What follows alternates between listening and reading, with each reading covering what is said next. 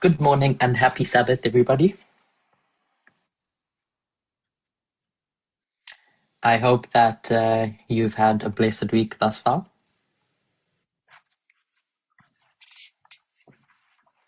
It's a privilege, a blessing to be able to come back and study with you all.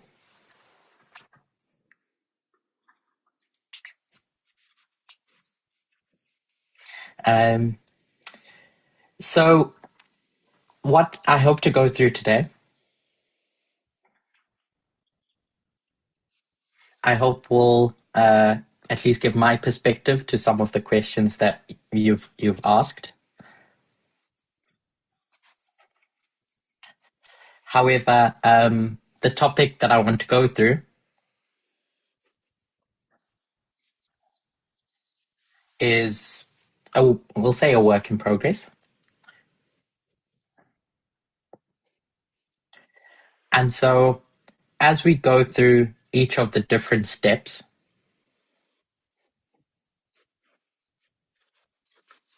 I'm going to ask that you participate.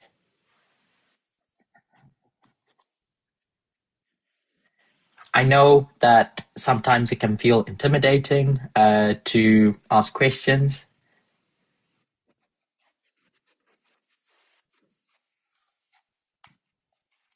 but at least for me, it's really important that as we go along, if something doesn't make sense, you stop me and ask about it.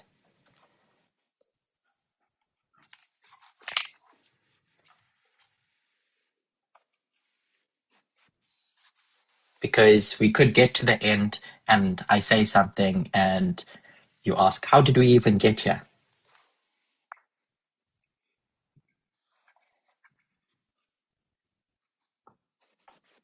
So there'll be a lot of themes discussed. So yeah, I ask that you go with me as we study together.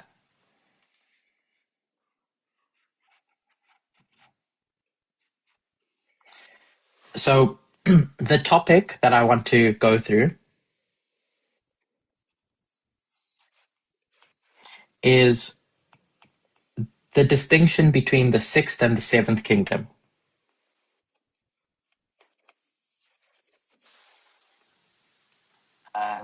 What makes them different and what makes them the same.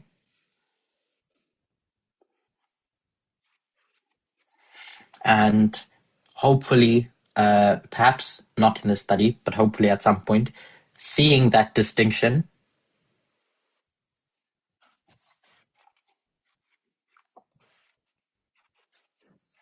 will shed even more light as to identifying when the Sunday law is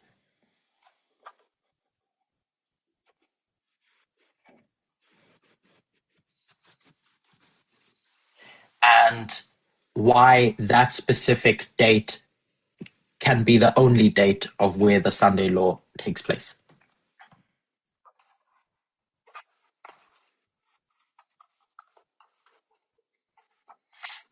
And more importantly, why it's important going forward in our studies.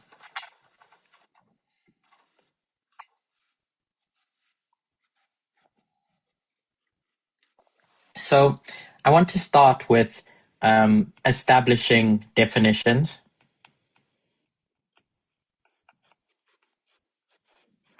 To make sure we're all on the same page.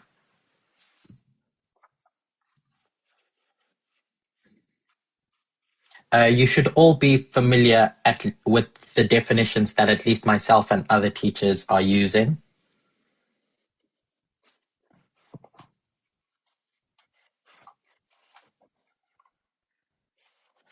So I don't want to spend too much time trying to prove why these definitions are what they are.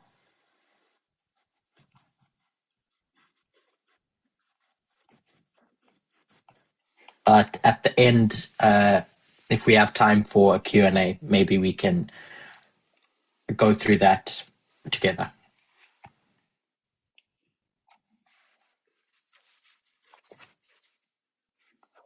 So At least how I've understood and defined the symbol of the woman in Revelation 17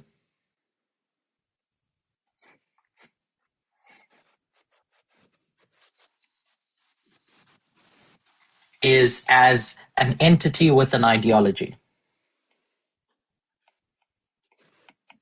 Put more simply, it's something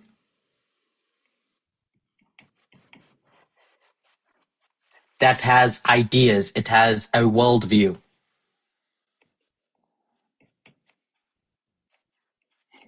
Just at that generic level without describing what that ideology is or who that entity is.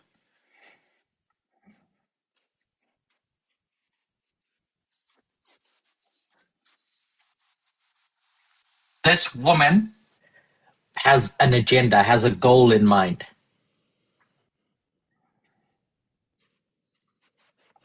which is to spread their ideas to the world. To accomplish that,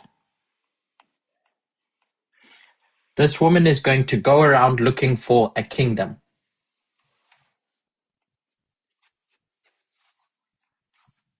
In Revelation 17, it uses the symbol of head.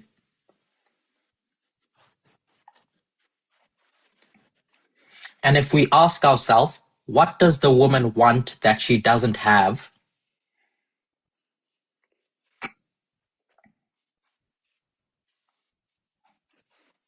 The thing that she doesn't have, that she needs, is power.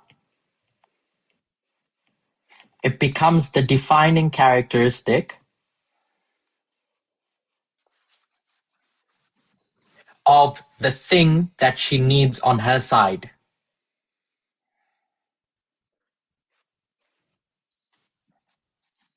And so if we think about what has power in the context of controlling people,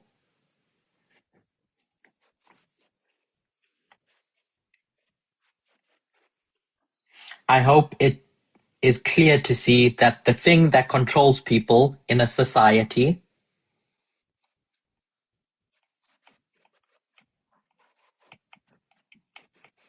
is institutions, but more specifically political institutions.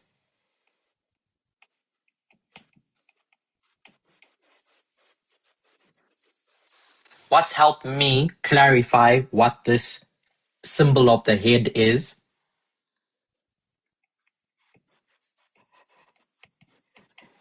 all those studies we've done about the personal being political.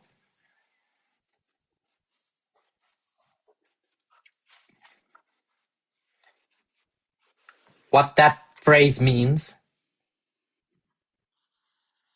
as I understand it, is that the personal lives of people in a society are shaped and molded by the political institutions that govern them.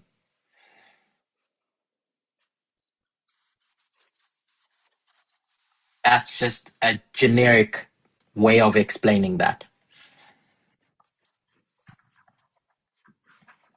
This head needs to have enough power for the woman to accomplish her goals.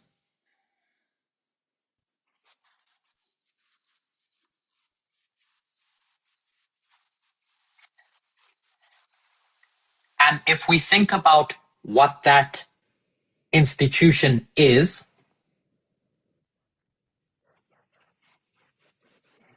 and we take a magnifying glass, it's a badly drawn magnifying glass, but it is one. And we try to investigate which political institution has enough power has enough power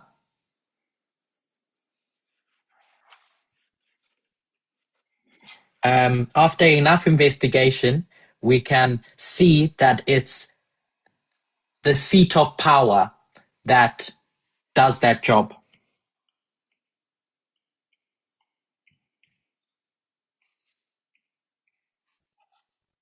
I've used the symbol of a throne in past studies.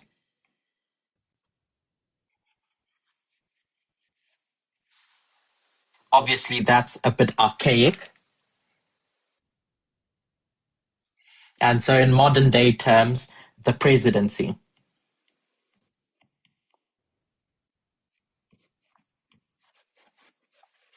This throne has powers inherent to itself.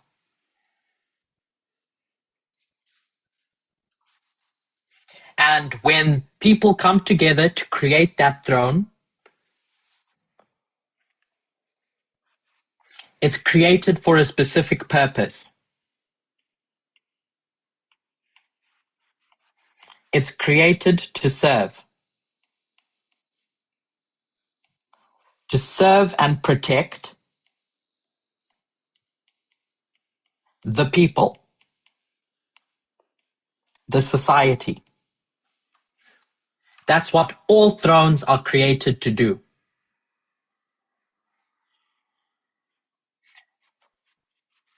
And so they're given power to accomplish that goal.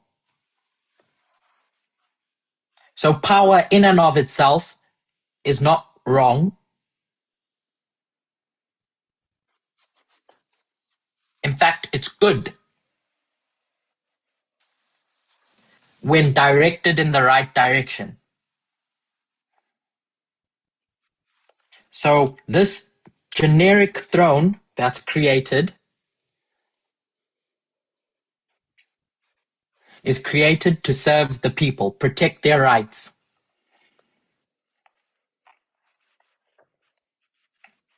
So this thing that the woman is looking for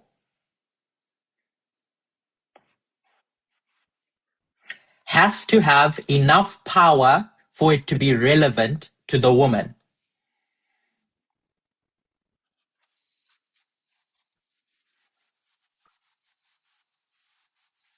So if we were to think of a timeline,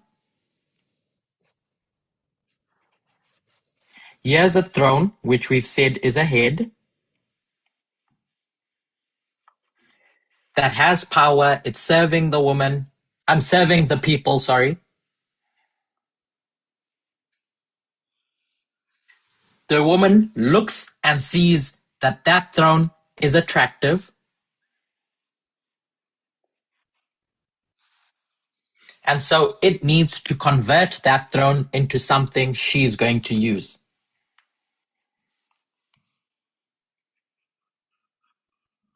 And that's the story of beasts. Once that throne adopts the ideas of the woman,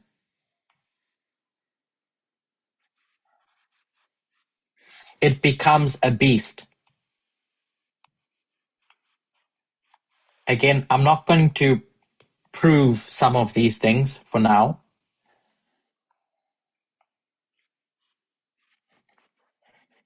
I just want to start with a baseline. And so when we define a beast, we can see that it's really just a throne, a head that's been influenced by the woman. So it's a political institution with power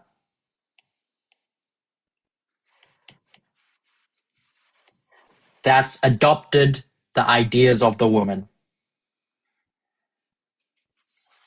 And that's this transformation that's going on. So when we talk about the Sunday law, we're trying to identify the place where this throne becomes a beast.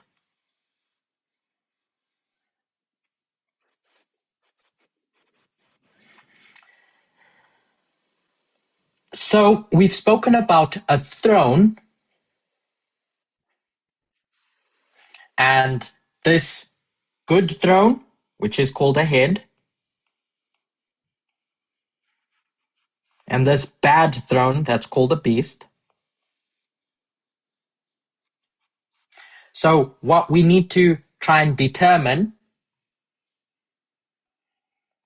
from prophecy, away from all the noise. By noise, I mean political commentary, political commentators,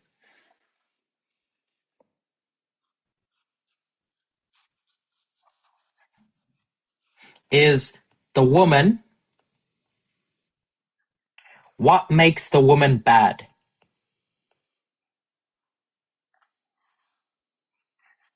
Specifically, when we read about that symbol in Revelation 17.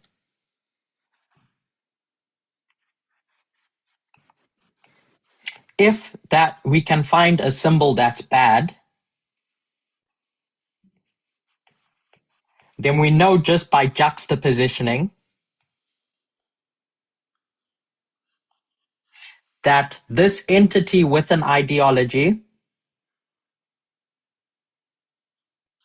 could be good or it could be bad, depending on the story. So if we think about what a good woman would be,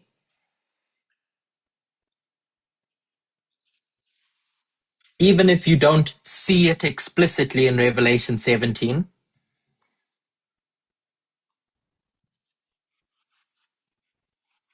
we could hypothesize what that good woman could be.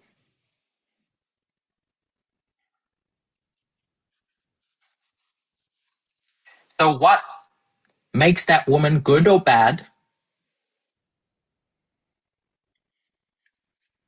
is in relationship to the throne, and whether it fulfills the job function of the throne.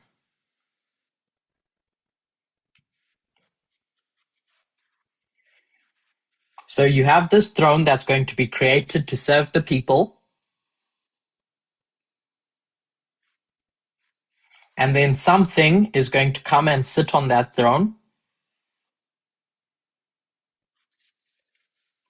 that will either accomplish that job or not. That job being the service of the people. So if we think about the good woman, the question is their agenda to fulfill the purposes of what that throne was created for?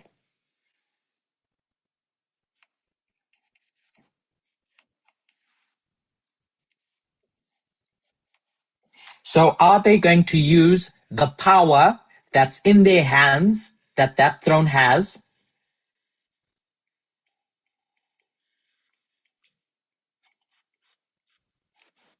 Are they going to use it appropriately?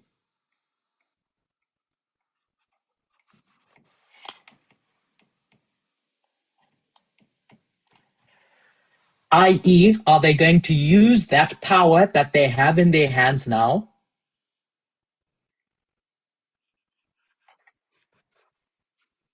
for the purposes of what that throne was created?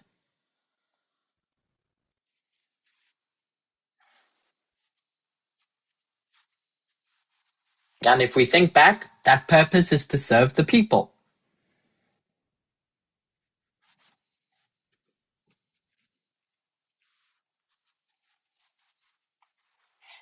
Keep these definitions in mind,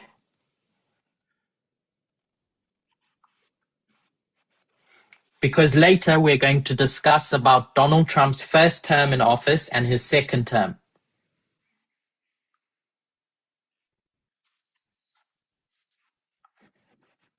So as we build these building blocks at the beginning,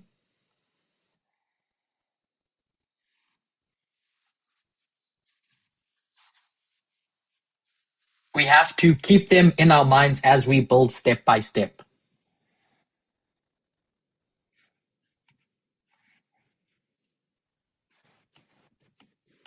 So if we just say the opposite of good is bad,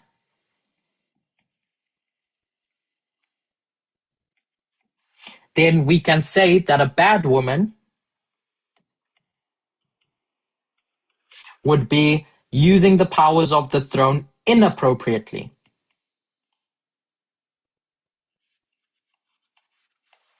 i.e., not for the service of the people.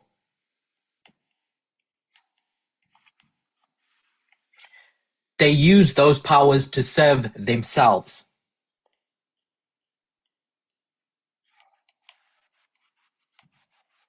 No longer the people.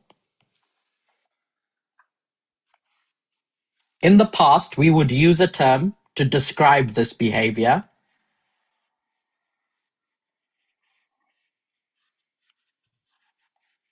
which is gadal. If you remember that,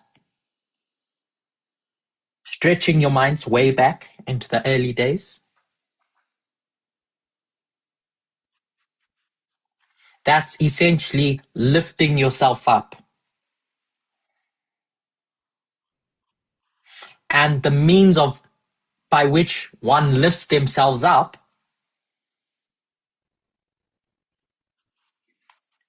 is because now they have enough power to do that.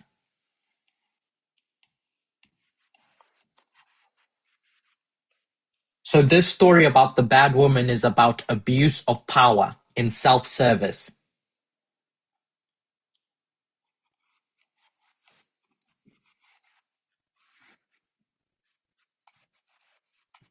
This entity over here is going to get power from that throne. Now they have access to it because they've converted that throne into their agenda.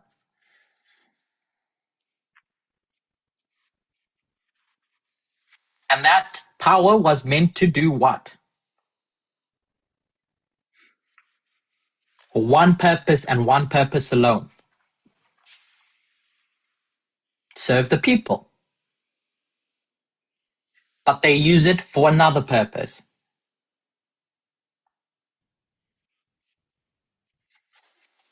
It will sound like I'm saying things repetitively,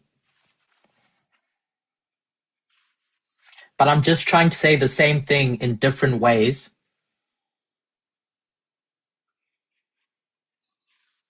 so that it makes sense. So, as an example, if we think about Nebuchadnezzar, Nebuchadnezzar is going to get shouted at by God, scolded,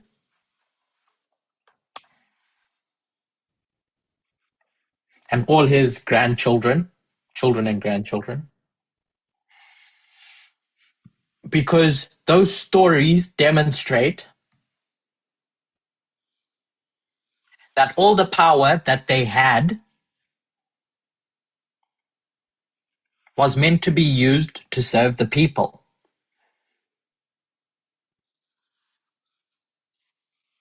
Think of that story that Nebuchadnezzar has about the tree and it being shade for all the birds.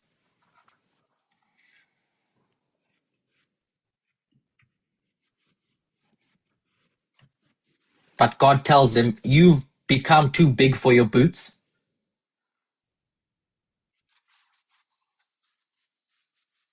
And so you need to be humbled.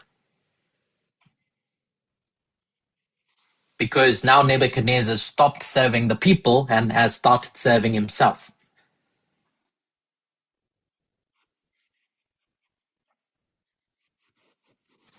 So it's quite easy to see once you take these definitions and start investigating those kingdoms.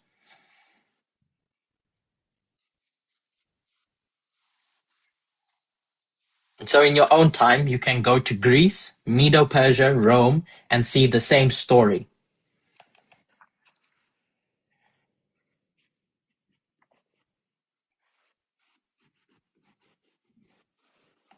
So that's the woman and the throne. We've spoken about a good woman at a definitional level,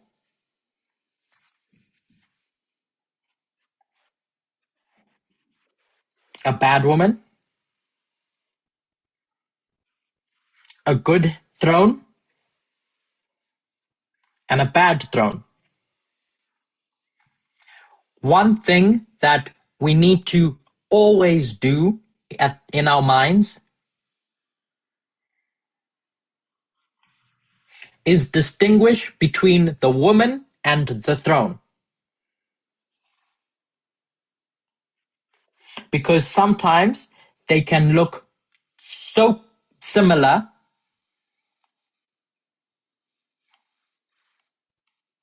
that we end up confusing the woman for the throne. And sometimes they're quite easy to see the difference, that it's obvious. So a place where it's obvious that they're different would be the papacy being the woman and the throne being the kings of Europe.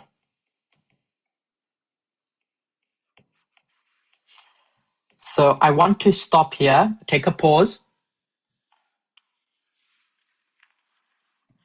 and see if we're all together.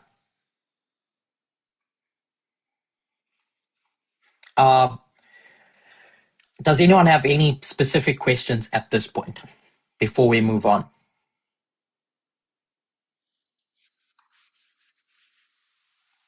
Or does everything make sense so far and everyone's smiling?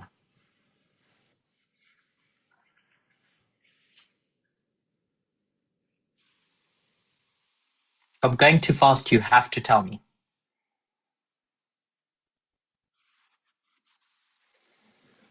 Okay, I see thumbs up. So I'll continue unless anyone says anything.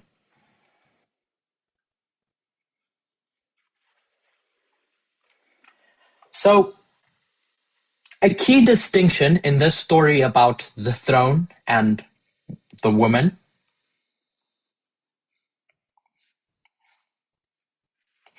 is that this throne is going to change shape over time. It's going to grow, shrink, expand, contract.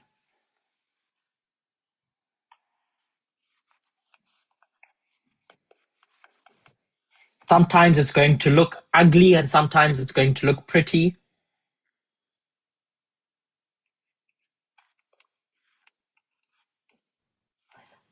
The condition of that throne, i.e., how much power it has, everything we define about this throne has to be about the power it has.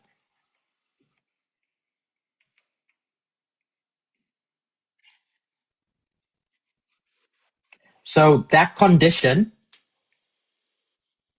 may degrade over time, but that degradation has nothing to do with the morality of the woman. Because they're two different symbols. So if we were to think of a person who inherits an ugly looking throne,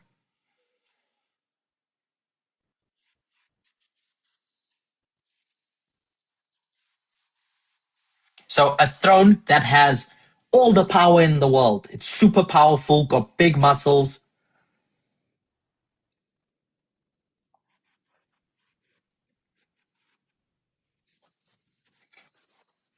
The job of that woman is one thing and one thing only.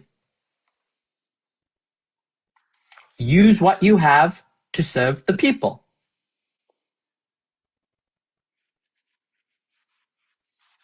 So as we go into the next section, where for me at least, it starts to get complicated.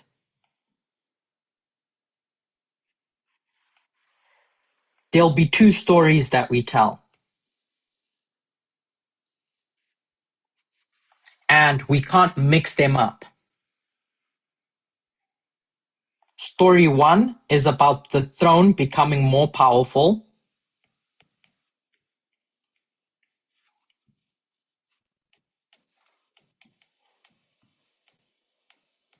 And story two is about the throne committing fornication with the woman.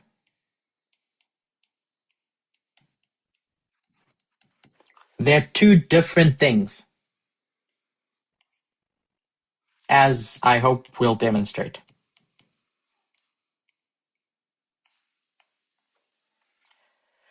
So, Curtis, yeah, j'ai une question, c'est Sophie. So I have a question. Dans la première histoire, In story number one, quand tu décris le trône qui a plus de pouvoir, when you describe that the throne has more power, ça semble négatif en fin de compte. when you describe it, it seems as a bad thing. Est-ce que je comprends bien ou pas? Do I understand it right? so let's come back to that.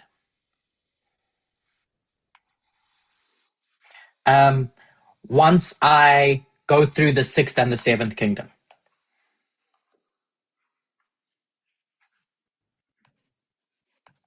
I just wanted to set the stage, so now when we talk about what we talk about, you know what I'm talking about.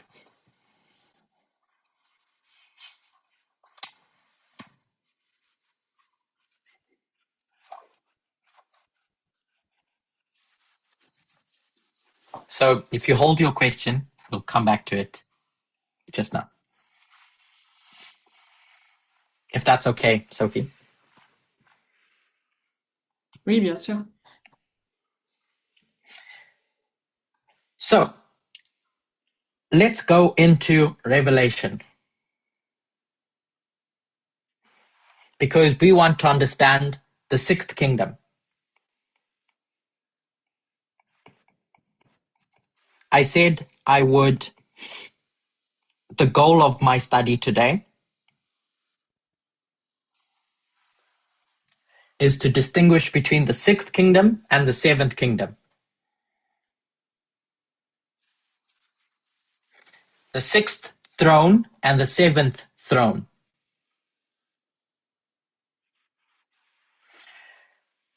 Separate to the woman. I say that, but now I'm going to start talking about the woman. Revelation 12 tells a story about a woman.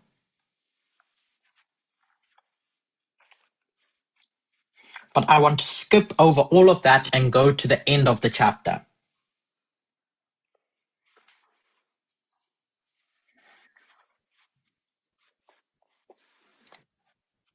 So, to paraphrase verse 16,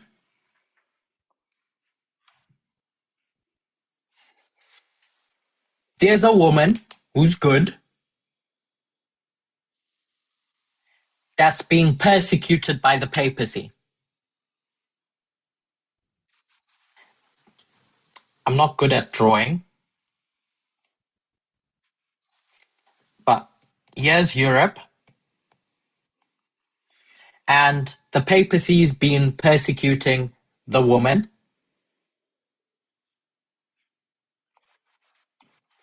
And so the woman needs to find safety somewhere.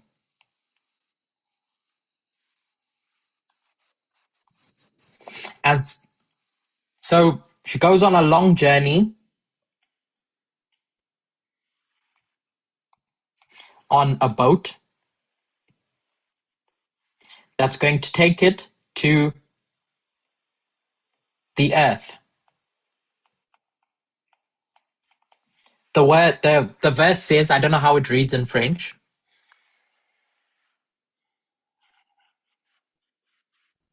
that the earth helps the woman. Verse 16, yes. The earth opens up its arms, its mouth, and provides protection for the woman. So a question that arises is, what is this earth? Is it government? Or is it simply the geography that the woman finds refuge in?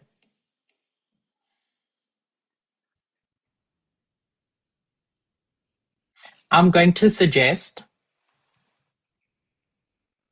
that this earth over here is the same earth in Revelation 13 verse 11.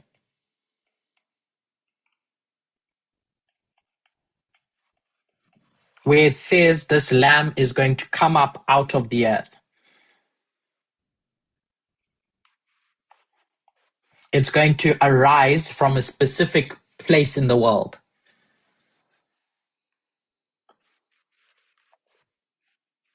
So just at that simple level, we can see that this earth over here is not the government that's made in 1798.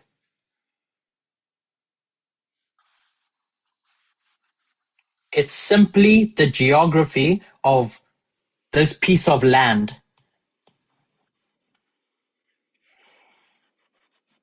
There's a big enough gap between this earth and where the papacy is,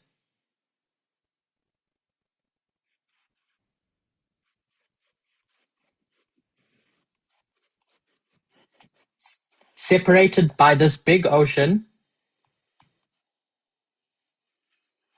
That means that the woman that runs to the earth can be protected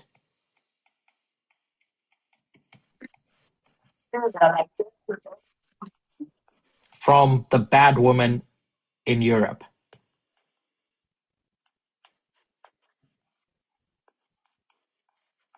So who are those people that are fleeing to this land that we call the earth?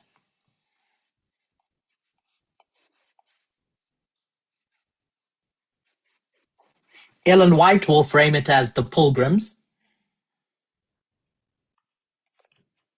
History will use different terms. But something Ellen White and history agree on is that they make this journey long before 1798.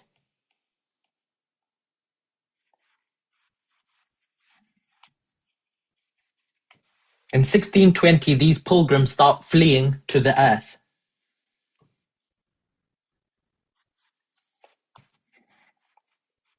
So all these people start accumulating in this place.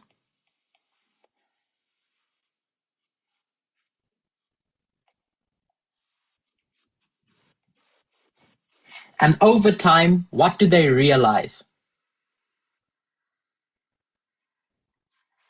That they need.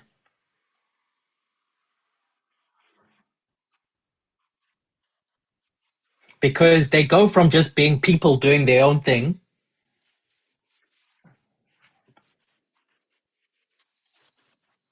to being a society. And if you're going to organize people into a society,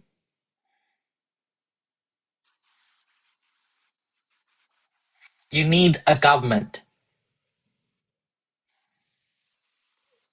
You need a throne. And so they create this throne. And that's the story of 1798. So we can see that the woman that goes to find safety in the earth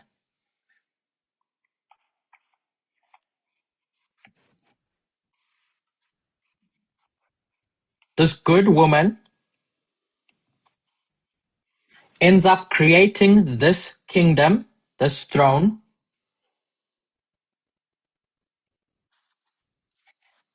And what do they say?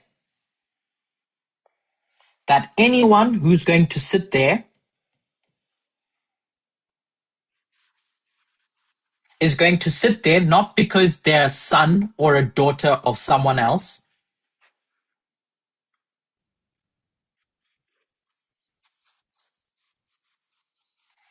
They're going to sit there as one of us, of the people. A government by the people, for the people, of the people.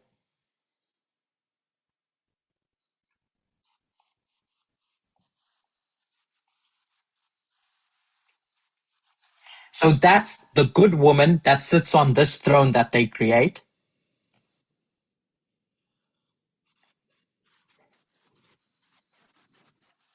But what I said I wanted to discuss was the throne. So, yes?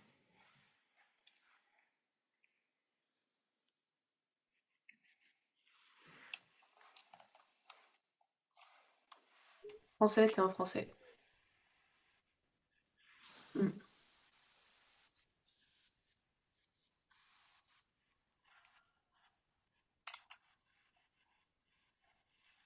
Why are you making the thrones? Where's the throne starting in 1798?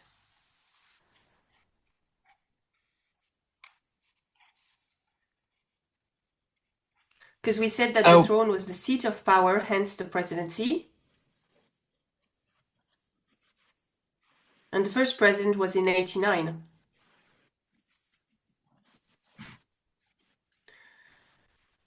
But now I understand that the prophetic history starts in 98. But the throne is 89 in history. so I'm just going to paraphrase Jermaine's question, so to make sure that we all get it.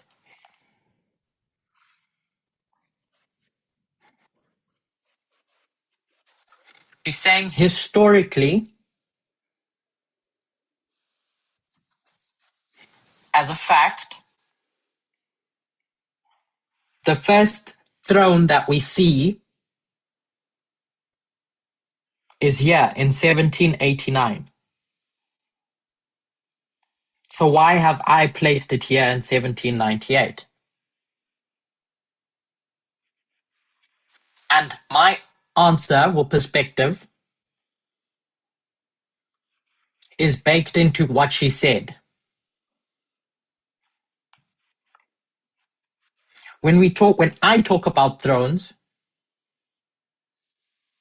so the thrones of Revelation 17, the heads, is not when that throne was created, but when did that throne become a kingdom of prophecy?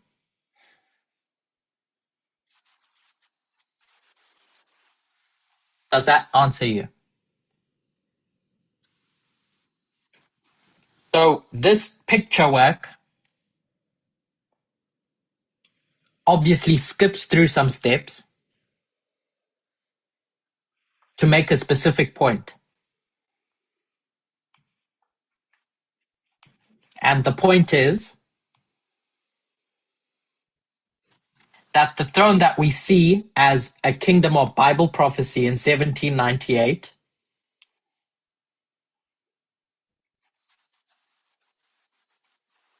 was created by the good woman that ran away from being persecuted before 1798, as to your point.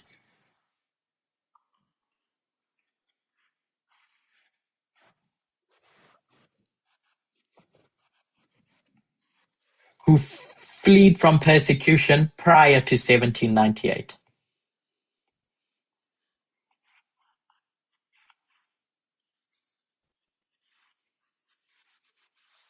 So what you said reinforces the point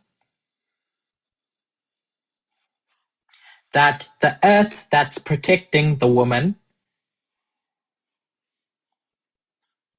is not the kingdom that we read in Revelation 17 or Revelation 13 verse 11.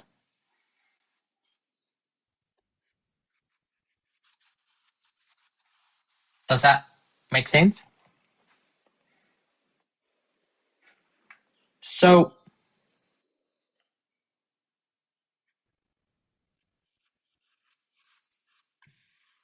the kingdom that we read of in Revelation 13 and 17 is not what? I didn't understand what you said. So in Revelation 13 verse 11, it says this lamb is going to come up out of the earth.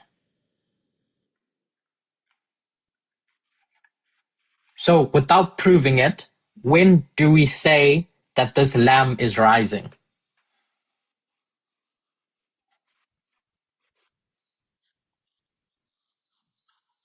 (1798). So this lamb only becomes relevant in prophecy in 1798.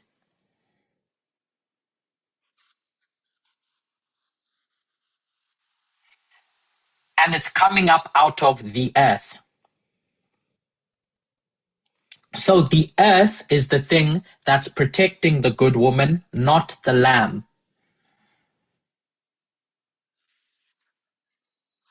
Yes.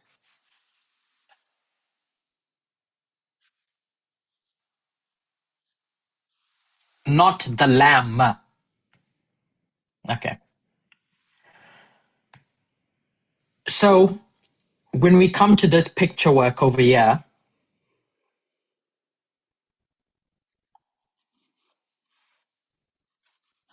the point that I'm trying to make is that this good woman that was protected by the earth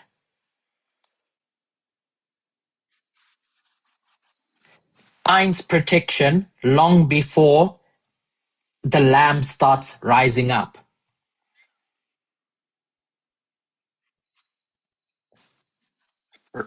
Rising up doesn't mean created. Ellen White will say rising up means becoming relevant. Relevant. It's becoming prominent on the world stage. So it was created before 1798.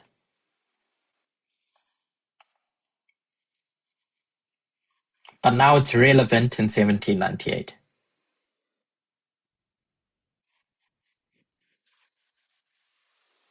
Is that okay?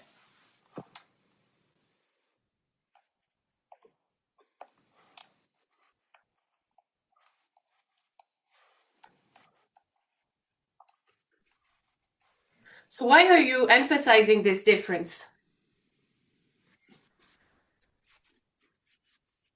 Is it because we previously had a different understanding of this?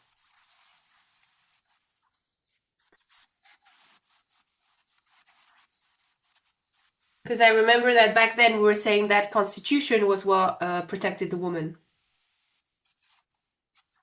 And since January, February, and now March with you,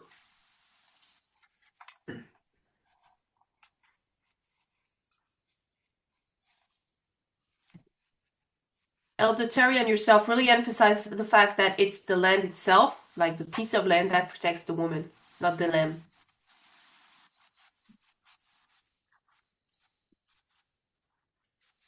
Why are you emphasizing that point? Just to show us that there's a difference in understanding? I can't speak for what was taught in the past, because how I've always understood it, me, is how I've described it now.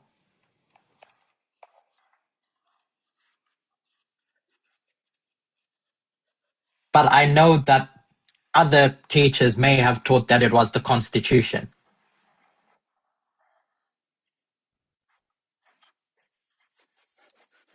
The point that I want to get from proving that it's the earth that protects the woman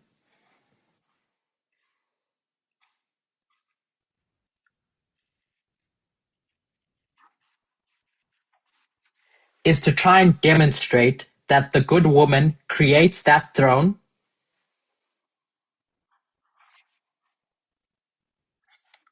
and ends up riding that throne. So we won't see any verses about the good woman on top of a throne riding ahead.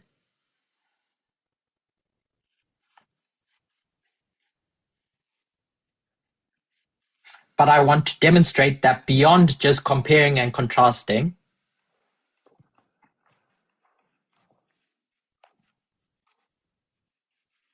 by saying there's a bad woman, so there must be a good woman,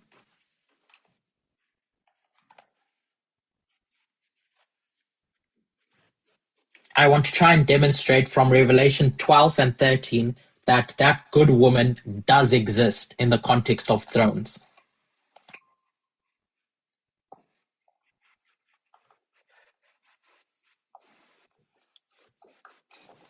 Because it's easy for us to get stuck in this symbology of Revelation 12, the application of Revelation 12,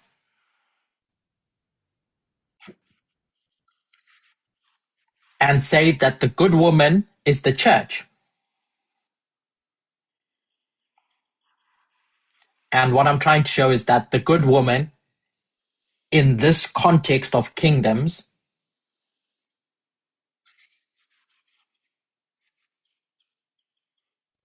is not the church, it's political entities.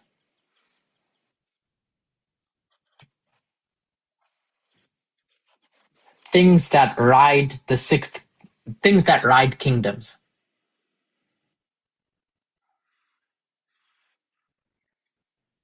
So making that distinction of what the earth is that's protecting the woman,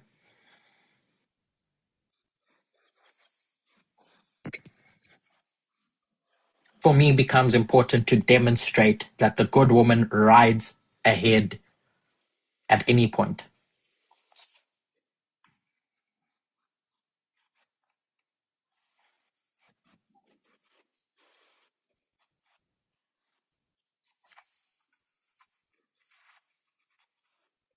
So this means that the story you're explaining of Revelation 12, verse 7.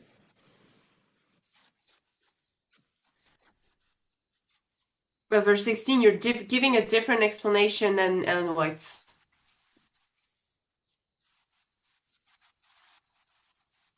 Because Ellen White says that the church of Revelation 12, this woman of Revelation 12 is a church.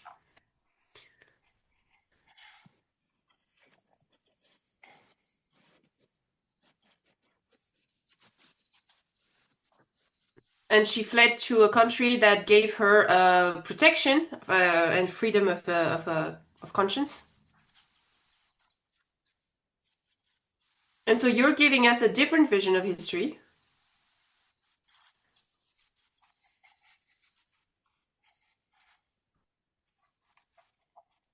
For us to be able to link it to Revelation 17 and the woman and the throne, right? This political aspect of history. Exactly. But that's not to say that the perspective that we read about those churches is wrong.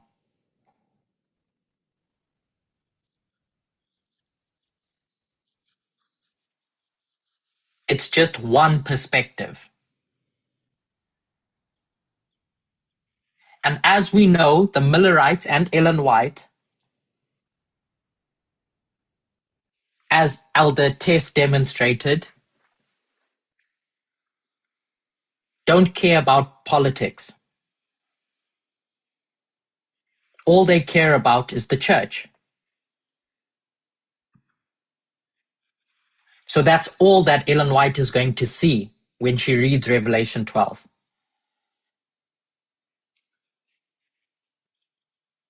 But as we've matured as God's people,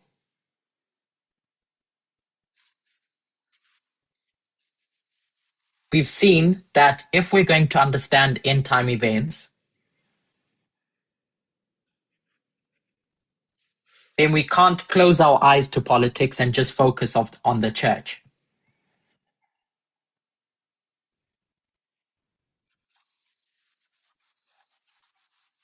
if we put our bias aside and read Revelation 12 for ourselves,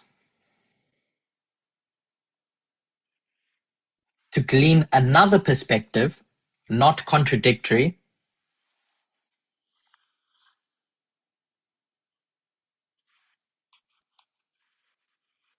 my suggestion is that history and our application of this symbol, the earth, shows us that the people that create this throne, that go to find protection in the earth,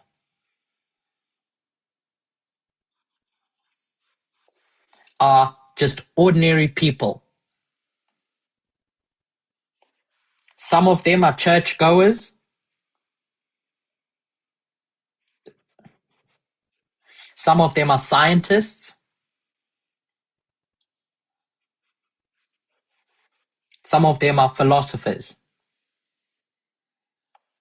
who are all just tired of the papacy.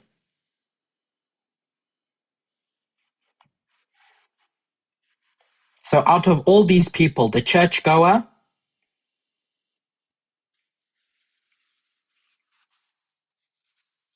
the philosopher, the scientist, who are all tired of the papacy, Ellen White is going to tell one story.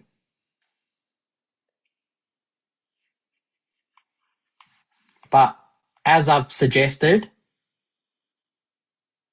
let's tell the story about humanity, which is all these people. And if we tell the story of humanity separate to their creed,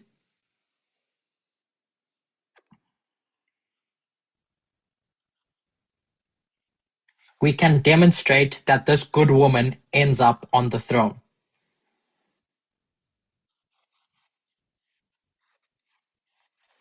Because an immediate question that will come up is, how do you have a good woman, that's the church, on a throne?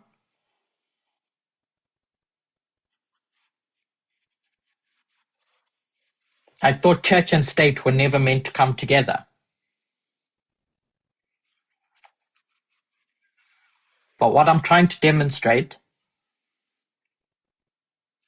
is that we need to not think about this good woman in the context of a church.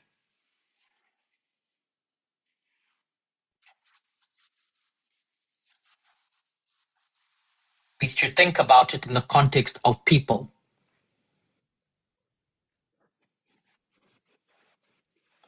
As I thought our job was as students of prophecy.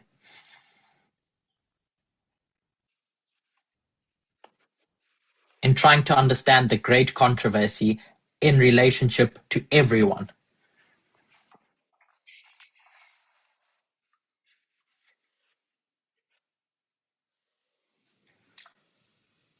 Does that clarify what I'm doing here, Shamin?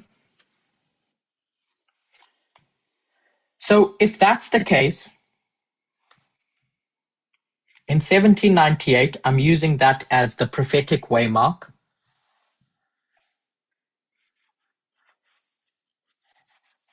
So obviously that throne was created before. But here's where we mark the sixth kingdom.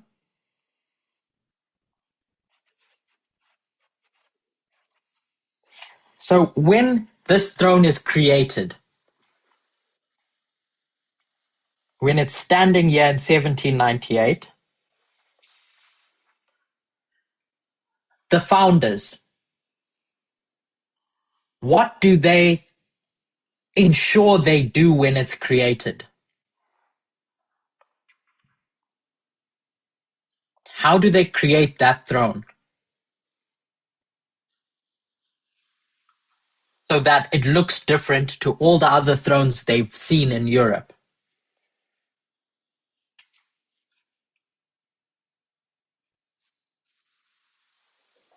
That's a question. That's an open question.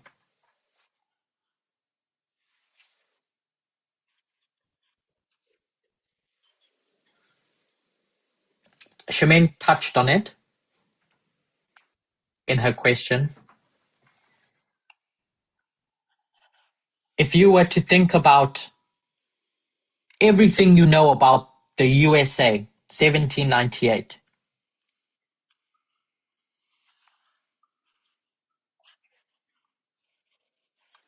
what's happening then? What's the form of government that they create?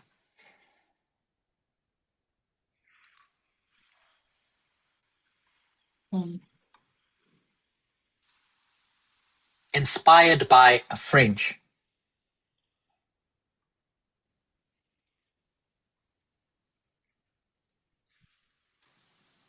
Pas démocratie. Je vais dire démocratie, mais c'est pas le mot que je cherche. République?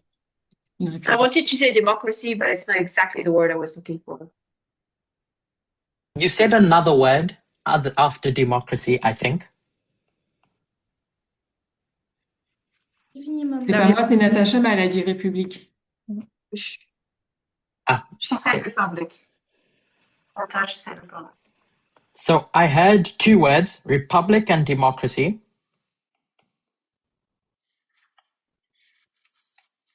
If we were to think of democracy,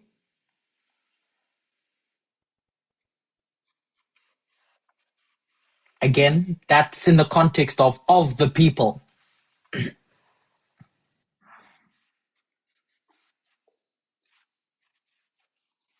So this person that's going to sit on this throne we create needs to be of the people.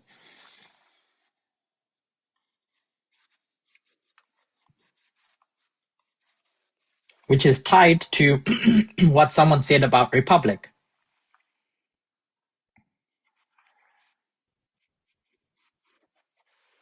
So to the person that said republic, what did they mean by that? What does that mean for a government to be a republic?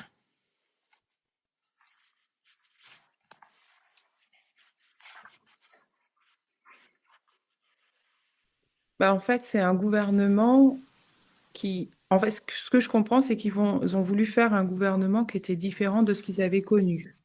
What I understand of it is that they tried to set up a government that was different from what was original. Avant, c'était les pleins pouvoirs par le chef et notamment par les rois.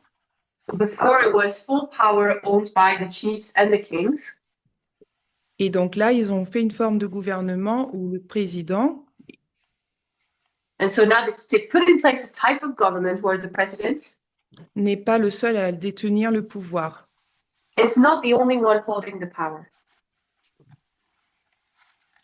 I like the way you express that, because it ties back to what we started our study with.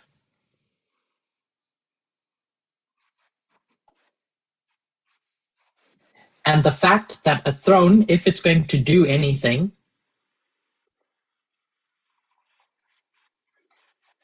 needs power. So these founders, they see, okay, if we're going to create a throne, it needs to have power.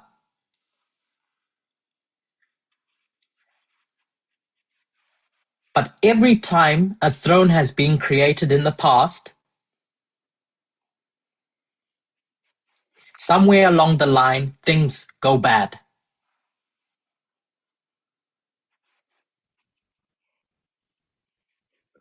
We, as founders, can't guarantee that a bad person will not sit on this throne that we create.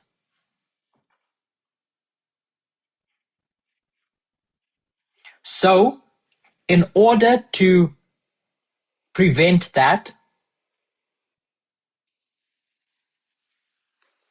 they do what you just said. They restrain that power. So they create various restraints to limit the power that the throne can actually use.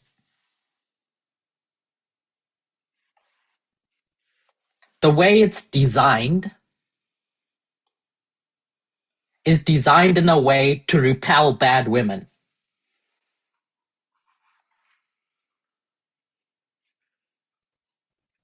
So that it doesn't look attractive to bad women.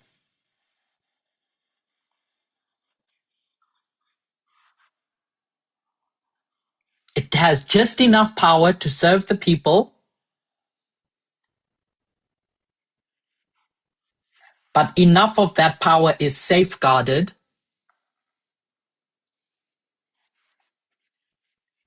that bad people don't lick their lips when they look at that throne.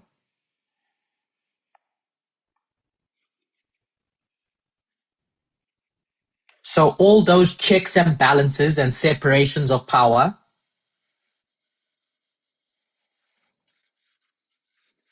are what make the sixth kingdom the sixth kingdom.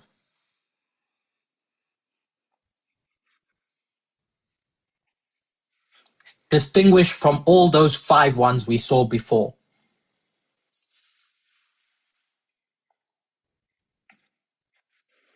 When we combine different stories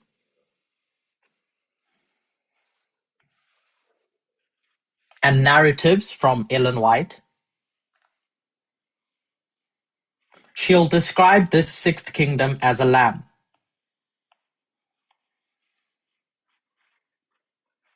And I'll just say it as a fact and then we can explore it in our Q&A.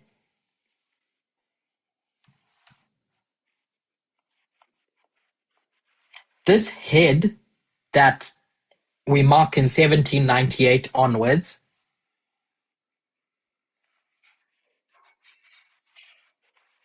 never becomes a beast. When we talk about the sixth kingdom. The sixth kingdom is born a lamb and it dies a lamb.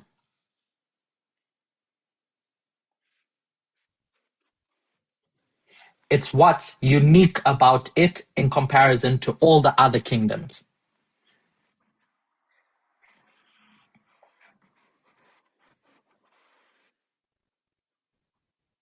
When you say it never becomes a beast,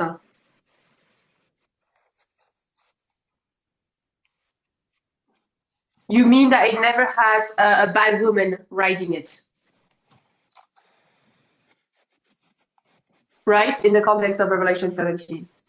Exactly. So if we go back to our definitions,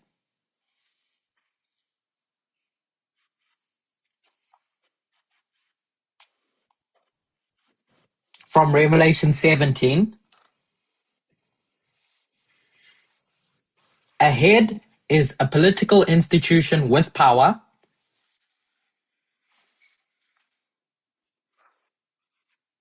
A beast is a political institution with power that's adopted the woman's ideas.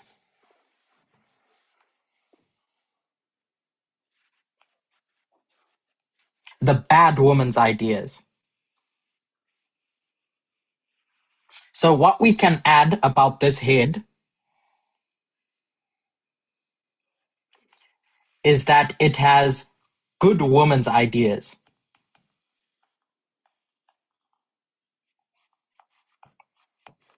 That's what I was trying to demonstrate in that story about the earth.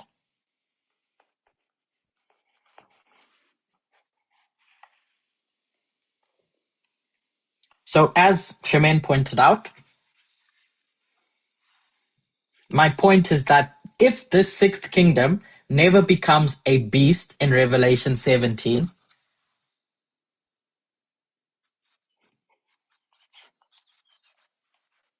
it points to the fact that a bad woman never sits on that throne.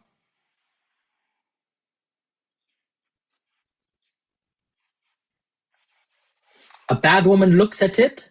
J'ai une question. Says, you're ugly, I'm going to look somewhere else.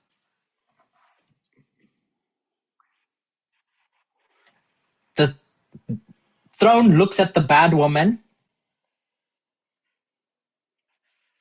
and says, you don't look attractive to me.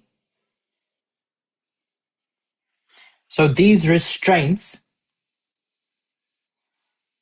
end up creating that barrier between them. And so fornication can never happen between the bad woman and this kingdom.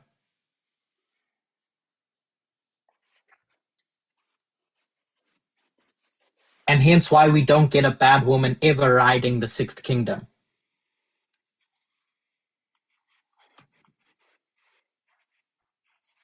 Because these restraints, what make the sixth,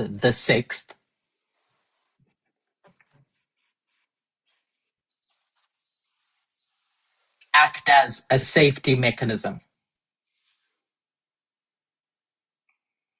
Du coup, j'ai une question. Someone's got their hand up. Oui, c'est moi. C'est Natacha. Vas-y. Bye, Natasha.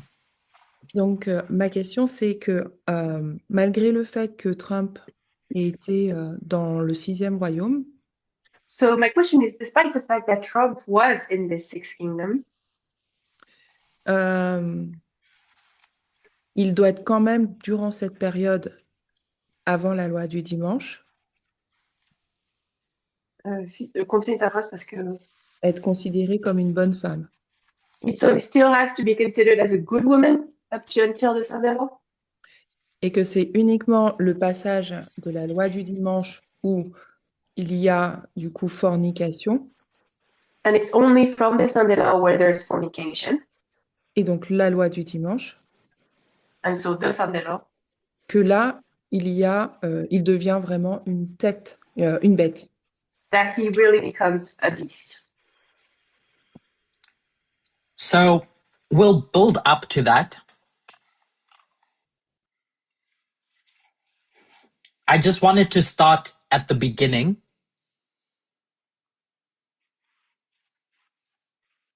If we were to think of how to prove a point or make a point,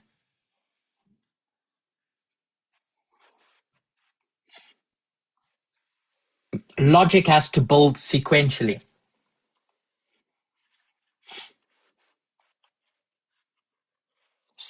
So you start with a premise and you determine whether it's true or false. And if we determine that it's true, then the next premise we make has to be in agreement with the previous one. So I want to start with acknowledging that the sixth kingdom never becomes a beast.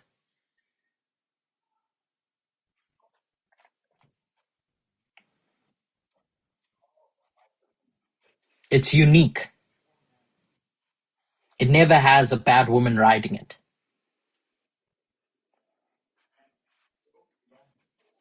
And we have to determine whether that premise is true or false before we move on.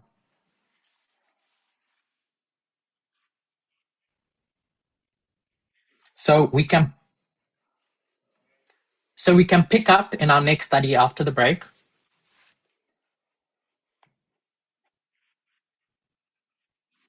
As we build up to trying to answer Natasha's question.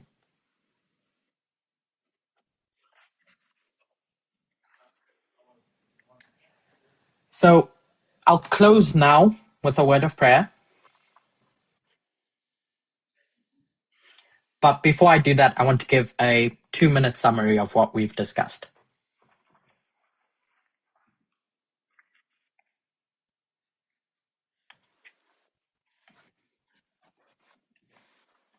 The study is about the sixth and the seventh kingdom.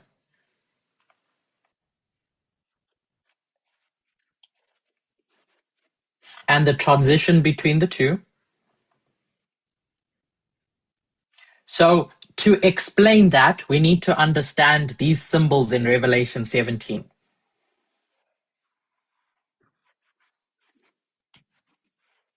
A woman being something with ideas. If it's good ideas, then you have a good woman. If it's bad ideas, you have a bad woman.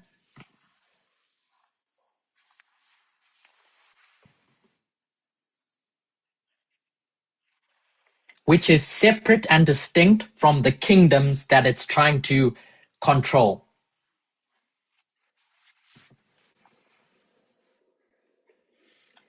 If that kingdom does its job of serving the people, then it's called a head.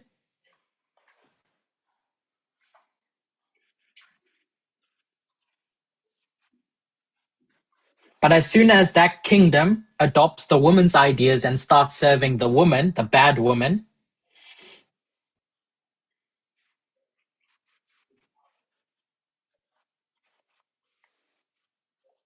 then it's called a beast in Revelation 17.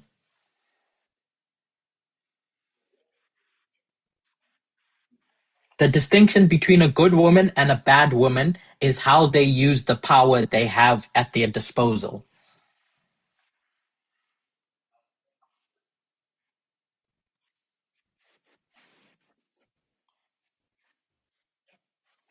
Is it to serve themselves or to serve the people?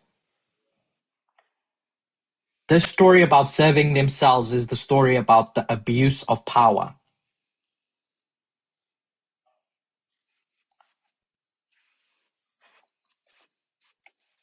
Which should be familiar to us because we've done, I'm pretty sure, into the thousands of studies about patriarchy.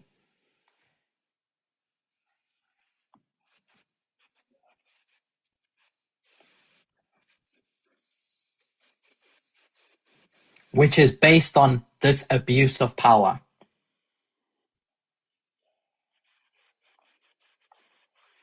And so, to start our discussion about the sixth and seventh kingdom,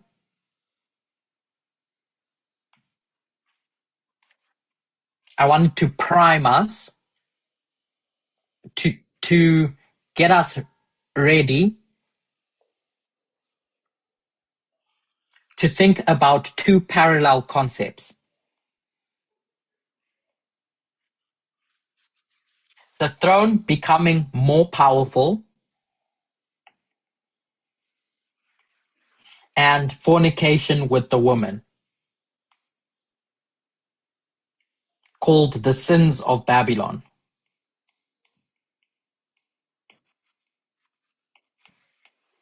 Which is different to the throne becoming more powerful. That's a different story.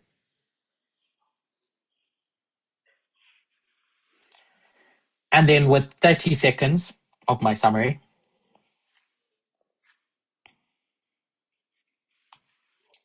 I tried demonstrating that we can see a good woman on the sixth kingdom by design.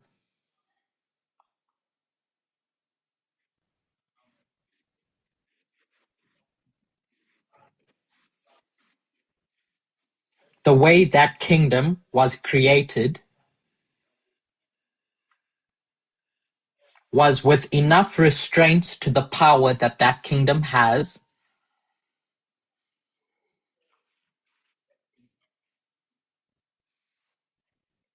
that bad women don't find it attractive.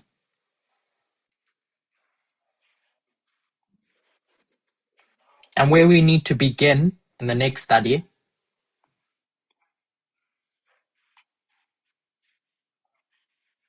is determining if it's true that the sixth kingdom is born a lamb and it dies a lamb.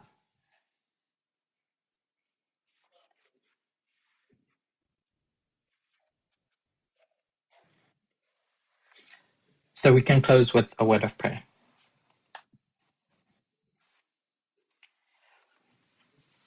Dear God,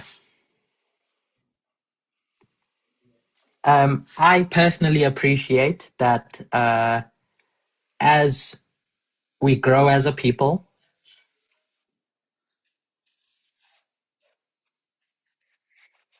and develop our understanding of the great controversy,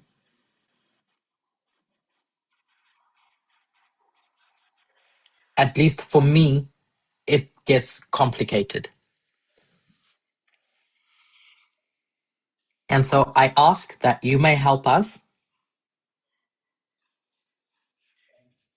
make sense of juggling many ideas.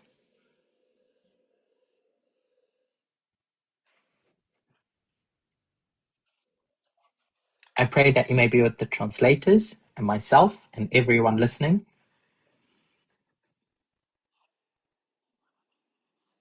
That as we spend the morning together, we may not get tired.